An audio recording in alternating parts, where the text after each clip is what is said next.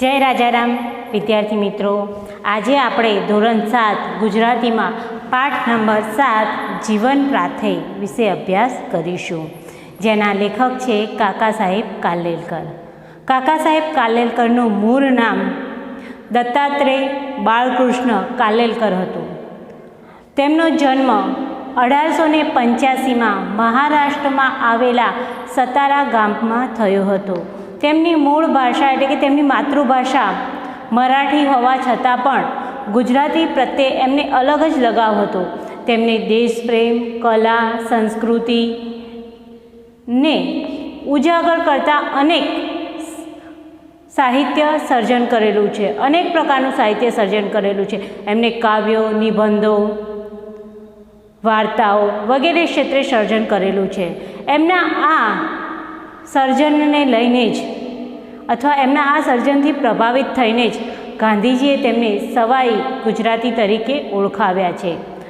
અહીં પણ જે આપણને પાઠ આપવામાં આવ્યો છે જીવન પ્રાથેય, એ એમની આત્મકથામાંથી લેવામાં આવેલો છે અને એમાંનો એક અંશ છે. જે વખતે દત્તાત્રેય બાલકૃષ્ણ એટલે કે આપણા જે લેખક છે કાકા સાહેબ કાલેલકર, એ જ્યારે નાના હતા ત્યારે ભણવામાં ખૂબ જ હોશિયાર હતા, પણ એમના મોટા ભાઈઓ ભણવામાં એટલા હોશિયાર ન હતા. એટલે ધીમે ધીમે એમને અંગ્રેજી કેળવણીમાં શિક્ષણ એમના પિતાજીએ અપાવ્યું હોવા છતાં પણ એ કોલેજ લેવલે જતાં ફેલ જ થાય છે. અને એથી જ બાલકૃષ્ણ એટલે કે આપણા કાકા સાહેબ કાલેલકરને એમના પિતાજી આગળ અભ્યાસ કરાવવા માગતા હોતા નથી. પણ જ્યારે મેટ્રિકનું રિઝલ્ટ આવે છે ત્યારે એ સારા ગુણથી પાસ થયેલા હોય છે. એટલે એમના પિતાજી છેવટે એમને આગળનો અભ્યાસ કરવા માટે મોકલે છે. તો અભ્યાસ કરવા માટે તો મોકલે છે, પણ દત્તાત્રેય એ વખતે આપણા જે કાકા સાહેબ કાલેલકર છે એ વખતે શું વિચારસરણી ધરાવતા હતા એનું પણ એમને નિસંકોચપણે આ પાઠમાં આલેખન કરેલું છે. તો સૌપ્રથમ આપણે પહેલાં લેખક પરિચય નોંધી લઈએ અને પછી પાઠની ચર્ચા કરીએ.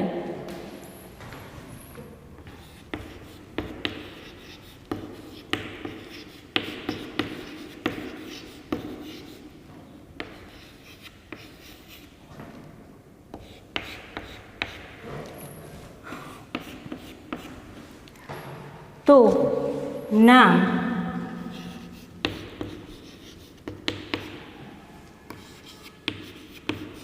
દત્તાત્રેય બાળકૃષ્ણ કાલેલકર.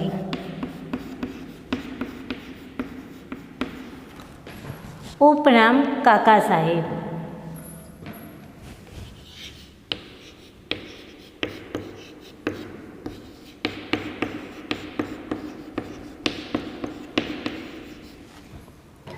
જન્મ ઈસવીસન 1885માં મહારાષ્ટ્રના સતારા ગામમાં.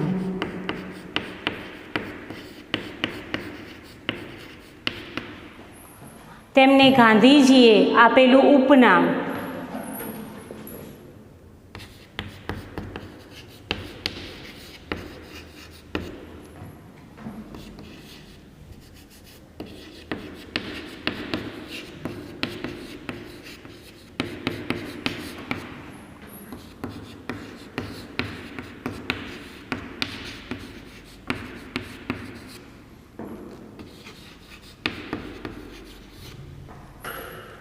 વિદ્યાર્થી મિત્રો, આ પાઠ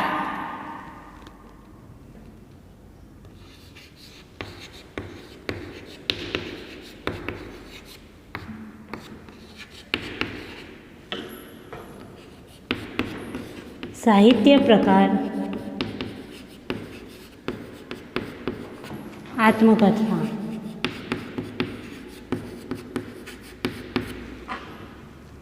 સ્મરણ યાત્રામાંથી લેવામાં આવેલી છે.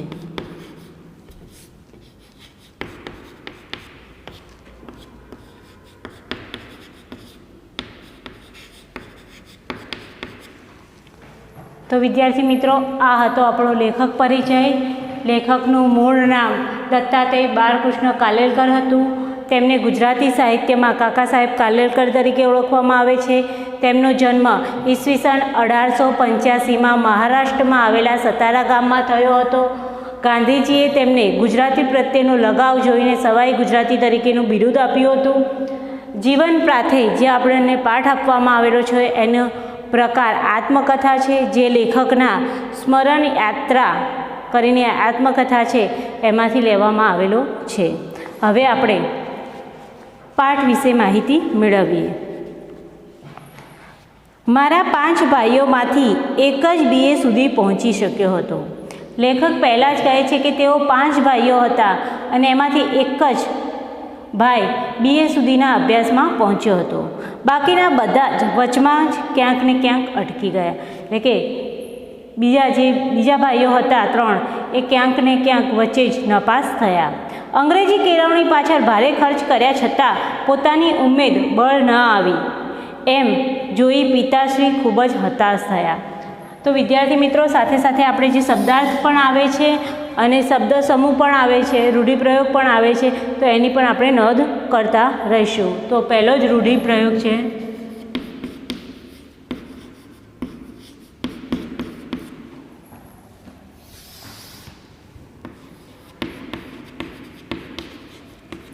ઉમેદ વળ ન આવવી.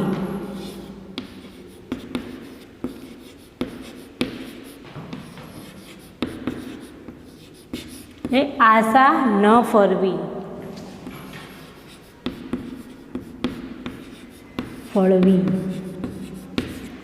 એમને આશા રાખી હતી એમના પિતાજીએ કે અંગ્રેજી કેળવણી અમને અપાવીશ તો આગળ જઈને કંઈક સારી શિક્ષણ તેઓ મેળવી શકશે, પણ એમની આશા એ ફળી નહીં. પિતાશ્રી ખૂબ જ હતાશ થયા. હતાશ એટલે નિરાશ.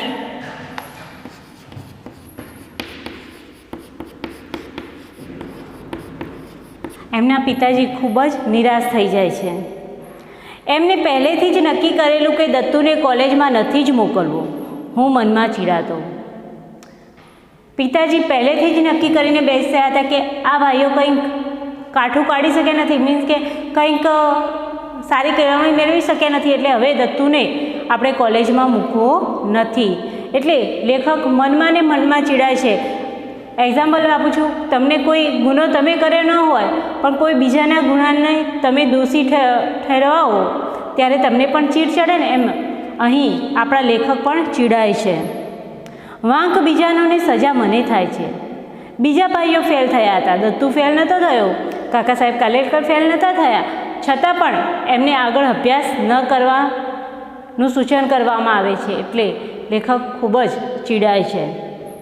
પણ મેં કશું કહ્યું નહીં. પણ લેખક સૌથી નાના હતા એટલે કશું જ બોલી શકતા નથી. જ્યારે પહેલે જ વર્ષે હું મેટ્રિક પાસ થયો ત્યારે મારી કંઈક શાખ જામી. શાખ એટલે આબરૂ, પ્રતિષ્ઠા.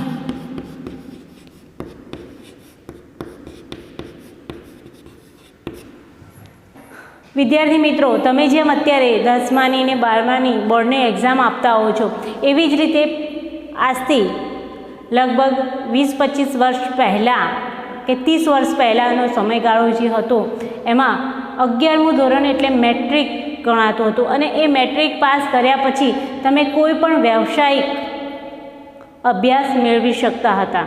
જેમ કે અત્યારે તમે 12મું પાસ કરો છો, 12મું ધોરણ, પછી જ તમે કોલેજમાં એડમિશન લઈ શકો છો. જો સારા હોય તો તમે સાયન્સમાં એડમિશન BSc કરી શકો છો. એ પછી એ લેવલ આવે છે. તો એવી જ રીતે પહેલાં પણ મેટ્રિક પાસ થાય પછી જ વ્યવસાયિક લાયકાત તેઓ મેળવી શકતા હતા. તે વર્ષે શાળાની આબરૂ પણ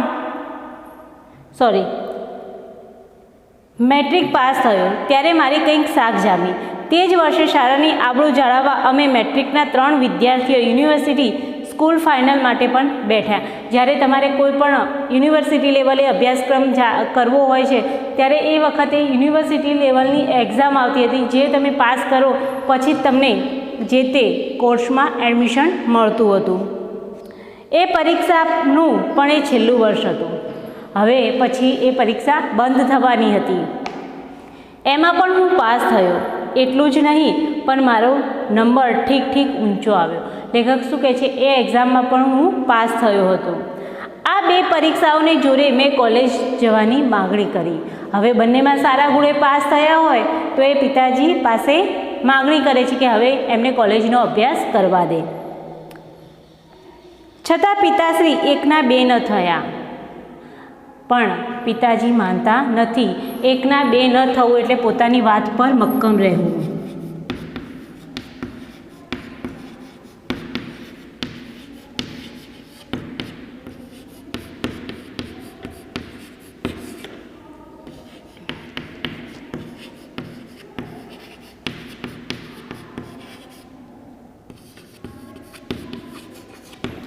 છતાં પણ એમના પિતાજી એ વાત માનતા નથી. આખરે મેં એમને કહ્યું, તમે જાણો છો કે મારું અંગ્રેજી અને ગણિત બંને સારા છે. મને ઇજનેરી લાઇનમાં જવા દો. લેખક પોતાના પિતાજીને કહે છે કે મારું અંગ્રેજી અને ગણિત બંને સારું છે એટલે મને એન્જિનિયરિંગમાં જવા દો. પ્રીવિયસની પરીક્ષા પાસ થયા વગર એન્જિનિયરિંગ કોલેજમાં જવાય જ નહીં, એટલે 1 જ વર્ષ હું આર્ટ્સ કોલેજમાં જઈશ. લેખક પોતાના પિતાજીને કહે છે કે એન્જિનિયરિંગમાં અભ્યાસ કરવો હોય તો એ માટે પણ એક એક્ઝામ આવે છે, એ એમને પાસ કરવી પડે. એ પાસ કર્યા વગર એ એન્જિનિયરિંગ લાઇનમાં જઈ શકતા નથી. એટલે 1 વર્ષની વાર હોય છે, એટલે 1 વર્ષ એ આર્ટ્સ લે છે. મારી આ દલીલથી પિતાશ્રી પીગળ્યા અને મને કોલેજમાં જવાની રજા મળી. અને આ દલીલથી એમના પિતાજી પર પ્રભાવ પડે છે અને એમના પિતાજી માની જાય છે. BA LLB છોડી LCE પસંદ કરવા પાછળ મારી જે વિચાર શૃંખલા હતી તેનું સ્મરણ કરતાં પણ મને આજે શરમ આવે છે. તો LCE એ એન્જિનિયરિંગ તમે પૂરું કરો છો ત્યાર પછી જે મળતી ડિગ્રી છે એનું નામ છે. લેખક કહે છે કે મારે એન્જિનિયર થવા પાછળનો જે વિચાર હતો મારો, કેમ મારે થવું હતું, એ વિચાર જે હતો એ વિચારથી આજે પણ લેખક શરમાય છે. વિચાર શૃંખલા એટલે વિચારની ક્રમિકતા.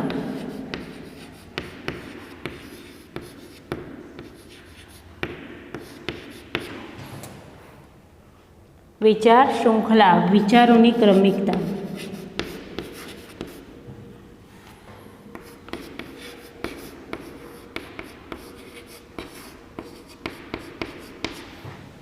એમના પાછળ જે વિચારો હતા એમના, કેમ એમને એન્જિનિયરિંગમાં જવું છે, શું હેતુ હતો એમનો, એ જ્યારે લેખક યાદ કરે છે ત્યારે આજે પણ એમને શરમ અનુભવાય છે. મેં મનમાં વિચાર કરેલો કે આપણી પાસે કંઈ એવી મૂડી નથી કે આપણે વેપાર કરી પૈસાદાર થઈ શકીએ. લેખક કહે છે કે એમના પિતાશ્રી પાસે એવી કોઈ મૂડી ન હતી કે એ લોકો મોટો ધંધો નાખી શકે ને વેપારી બની શકે. અને વેપારમાં પ્રતિષ્ઠા ક્યાં છે? કોઈ પણ ધંધો નાખો તો એમાં તમારી આબરૂ સાખ રહેતી નથી. તમે કોઈ ક્લાસ 1 અધિકારીને મળો અને કોઈ વેપાર કરતો હોય એને મળો તો આબરૂ કોની વધારે હોય છે? કોની સમાજમાં સાખ વધારે હોય છે? પેલા વ્યક્તિની, જે ક્લાસ 1 અધિકારી છે. નોકરી કરતાં પગાર કેટલો મળવાનો? લેખક કહે છે કે જો હું કોઈ નોકરી લઉં તો પણ મને પગાર કેટલો મળશે? લોકો પૈસાદાર થાય છે તે લાંચ લઈને. લેખક એ વિશે એ વખતે શું વિચારતા હતા કે અત્યારે જે લોકો પૈસાદાર થઈ રહ્યા છે એ કોઈને કોઈ પ્રકારે લાંચ રૂશ્વત લેતા હોય છે. BA LLB થઈશું તો મામલતદાર કે મુનસફ થવાશે. લેખક કહે છે કે જો BA LLB હું કરીશ તો કદાચ મામલતદાર કે મુનસફ તરીકેની નોકરી મને મળશે. એ લાઇનમાં લાંચ ખૂબ છે. તમે મામલતદાર બનો છો તો એ વખતે તમને લાંચ રૂશ્વત એટલે કે હરામનું ખાવાનું વધારે મળતું હોય છે. ભ્રષ્ટાચાર તમે કરી શકતા હોય છો, પણ તેને માટે પ્રજાને કનડવી પડે. લેખક શું કહે છે કે એમાં પણ લાંચ લઈ શકાય છે, પણ એ માટે એમને જે પ્રજા છે એમને હેરાન કરવી પડશે અને અન્યાય કરવો પડશે અને એમની સાથે અન્યાય કરવો પડે. એ તો આપણને ગમે નહીં. શું કહે છે? એ તો લેખકને ગમતું ન હતું.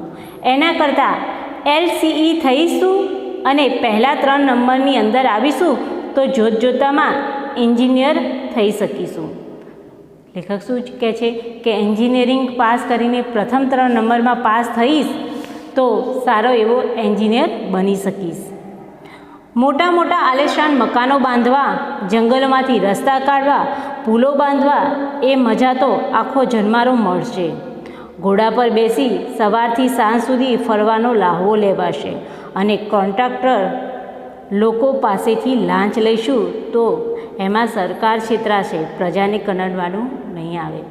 લેખક શું વિચારે છે કે કદાચ જો તેઓ એન્જિનિયરિંગ પાસ કરીને પ્રથમ 3 નંબરમાં આવે તો એમને સારા મોટી ઇમારતો બાંધવા મળશે. એમને મોટા મોટા જંગલોમાંથી પુલ નીકાળવાના હોય તો એનું બાંધકામમાં એમને જવું પડશે. તો એમાં માત્ર આખો દિવસ એમને ત્યાંની દેખરેખ રાખવાની, ઘોડા પર બેસીને ફરવાનું છે અને એમાં એમને જે લાંચ લેશે એ કોન્ટ્રાક્ટર કે એમની પાસેથી લેશે. એમને પ્રજાને દુઃખી કરવાનો વારો આવશે નહીં. એટલે લેખક એવું વિચારે છે કે એ વખતે છેતરાશે કોણ? સરકાર છેતરાશે, પ્રજા છેતરાશે નહીં.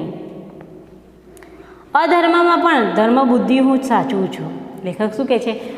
લાંચ રૂશ્વત લેવી એ તો અધર્મ છે જ, પણ એમાં પણ ગરીબ પ્રજા દુઃખી ન થાય એ પણ લેખક જોતા હોય છે. એટલે લેખક કહે છે કે હું અધર્મમાં પણ ધર્મબુદ્ધિ સાચવું છું.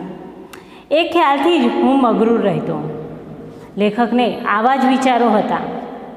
આ વિચાર અનેકવાર મનમાં આવતા પણ કોઈની આગળ બોલવાની મારી હિંમત ન હતી.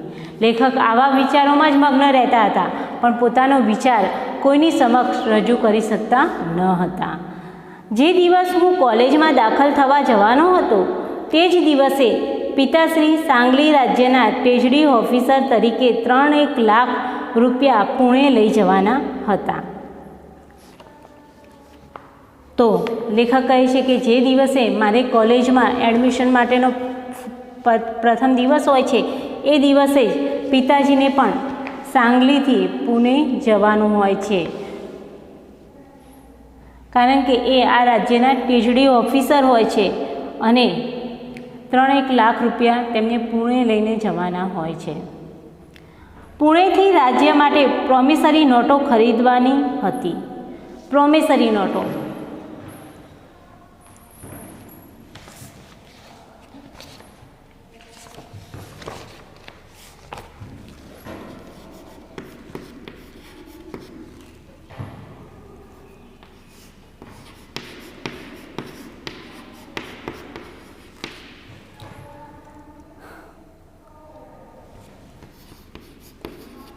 સરકારને રાજ્યના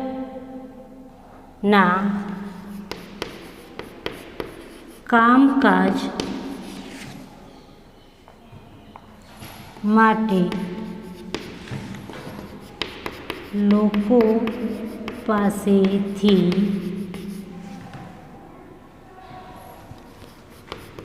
નાણાં લેવા પડે છે. તેના બદલામાં આપવામાં આવતું બાંહેધરી પત્ર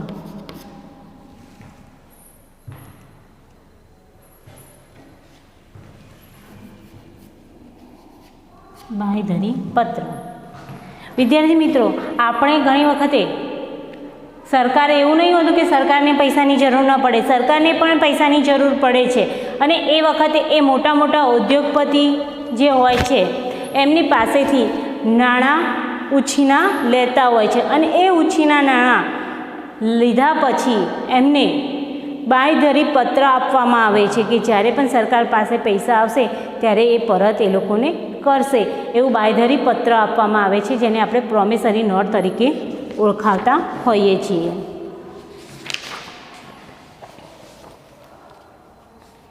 પુણેથી રાજ્ય માટે પ્રોમિસરી નોટ ખરીદવાની હતી. સાંગલી સ્ટેશન પર અમે ભેગા થયા. પિતાશ્રી પુણે શા માટે જાય છે તેનું કારણ મેં જાણ્યું. મેં પિતાશ્રીને કહ્યું, નોટોના ભાવ રોજ બદલાય છે.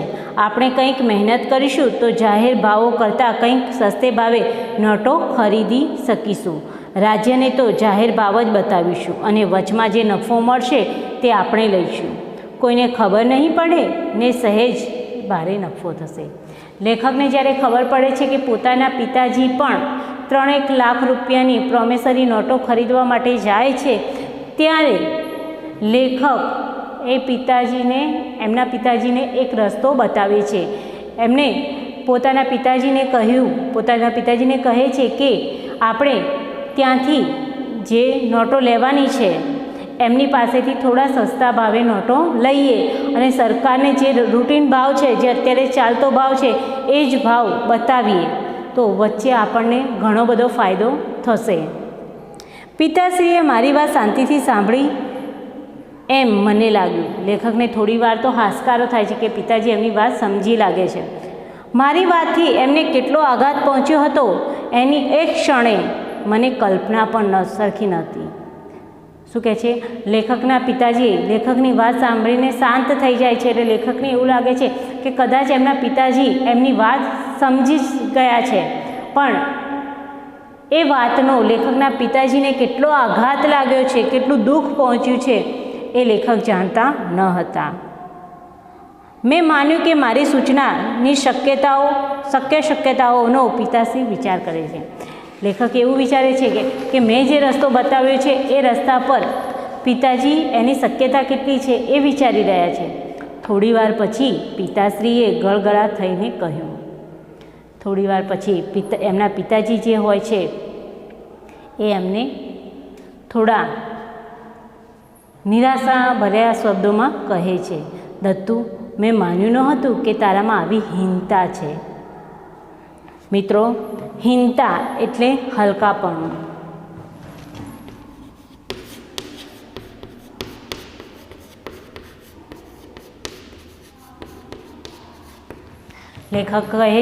લેખકના પિતાજી લેખકને કહે છે કે તું આવો હલકો છે એ મને ખબર ન હતી. તારા વિચારો આવા હલકા છે એ મને ખબર ન હતી. તારી વાતનો અર્થ તો એ જ છે કે મારે અન્નદાતાને છેતરવા? લેખકના પિતાજી લેખકને કહે છે કે તું જે કહી રહ્યો છે એમાં તો હું મારા ભગવાનને છેતરી રહ્યો છું, મારા અન્નદાતાને છેતરી રહ્યો છું. તારી કેળવણી પર ધૂળ છે. તે અત્યાર સુધી જે કેળવણી, જે શિક્ષણ મેળવ્યું છે એ ધૂળ સમાન છે. આપણા કુળદેવતાએ આપણને જે રોટલો આપ્યો છે તેટલાથી જ સંતોષ માનવો જોઈએ. લેખકના પિતાજી એમને કહે છે કે આપણને ભગવાને જે આપ્યું છે એનાથી આપણે સંતુષ્ટ રહેવું જોઈએ. લક્ષ્મી તો આજે છે ને કાલે નથી. પૈસા કેવા છે, લોકો પાસે આજે અઢળક પૈસા હોય છે, જ્યારે કાલે એ પૈસા હોતા પણ નથી. ચંચળ લક્ષ્મી છે. એટલે પૈસા ઉપર આવી હીનતા રાખવી જોઈએ નહીં. આબરૂથી રહેવું એ જ મોટી વાત છે. પોતાની શાખ, પોતાની લાજ સમાજમાં બનાવી રાખવી એ ખૂબ જ અહેમની વાત છે. મરીને ઈશ્વર આગળ ઊભો થઈશ ત્યારે શું જવાબ આપીશ? લેખકના પિતાજી કહે છે કે જ્યારે મારું મૃત્યુ થશે અને હું ભગવાન સમક્ષ ઉપસ્થિત થઈશ ત્યારે હું ભગવાનને શું કહીશ? તું કોલેજમાં જાય છે, ત્યાં ભણીને તું એવું જ કરવાનું ને? એના કરતાં અહીંથી જ પાછો જા. એ શું ખોટું? લેખકના પિતાજી લેખકને કહે છે કે તું આ અભ્યાસ કરવા માટે આગળ જઈ રહ્યો છે તો પાછળ જતાં તું આવા જ કાર્યો કરવાનો છે, તો એના કરતાં તો સારું છે કે તું અહીંથી જ ઘરે પાછો જા. હું સડક થઈ ગયો. લેખક કશું જ બોલી શકતા નથી. સડક થઈ જવું એટલે આશ્ચર્યમૂઢ થઈ જવું.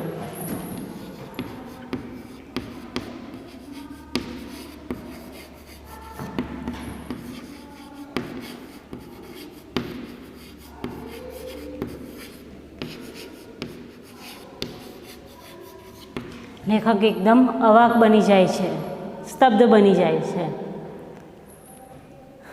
ગાડીમાં આખી રાત મને ઊંઘ ન આવી. પુણે જતી વખતે આખી રાત લેખક ઊંઘી શકતા નથી. સવારે પૂણા પહોંચ્યો તે પહેલાં મન સાથે નિશ્ચય કર્યો. લેખક શું કહે છે કે જ્યારે હું પુણે પહોંચ્યો એ પહેલાં જ મારા મનમાં દ્રઢ નિશ્ચય કર્યો, હરામના ધનનો લોભ કોઈ કાળે નહીં કરું, ક્યારે પણ હરામનું ખાઈશ નહીં, પિતાશ્રીનું નામ નહીં લજવું, પિતાશ્રીની જે પ્રતિષ્ઠા છે એને ક્યારેય આંચ આવવા દઈશ નહીં, પિતાશ્રીને શહેરમાં છોડી એ નિશ્ચય સાથે જ હું કોલેજ તરફ ગયો. અને પિતાજીને શહેરમાં મૂકીને લેખક દ્રઢ નિશ્ચય કરીને પછી કોલેજમાં જાય છે. કોલેજની આ મારી સાચી કેળવણી મને સાંગલી અને પુણે વચ્ચે ટ્રેનમાં મળી ચૂકી હતી. શું કહે છે? કોલેજની આ જે સાચી કેળવણી, એમના જીવનની જે સાચી કેળવણી છે એ એમને આમ પુણે અને સાંગલી વચ્ચેના રસ્તામાં મળી હતી. અહીં જીવન પ્રાથે એટલે જીવનનું ઉપયોગી ભાથું ઘણી વખતે આપણને પૂછાતો હોય છે.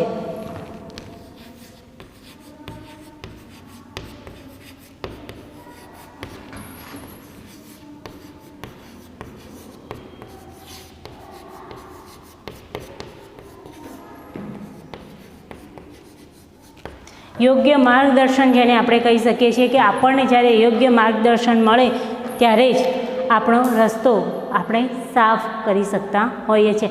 અત્યાર સુધી લેખકના મનમાં કેવા વિચારો હતા, પૈસાદાર થવાના વિચારો હતા, પણ જ્યારે એમના પિતાજી પાસેથી એમને સાચું શિક્ષણ પ્રાપ્ત થયું એ પછી એમના વિચારો આપોઆપ બદલાઈ ગયા છે. તો વિદ્યાર્થી મિત્રો, આ હતો આપણો પાઠ જે આજે આપણે જોયું. હવે આવતા પાઠમાં આપણે કાવ્ય નંબર 8 જોઈશું. જય રાજારામ.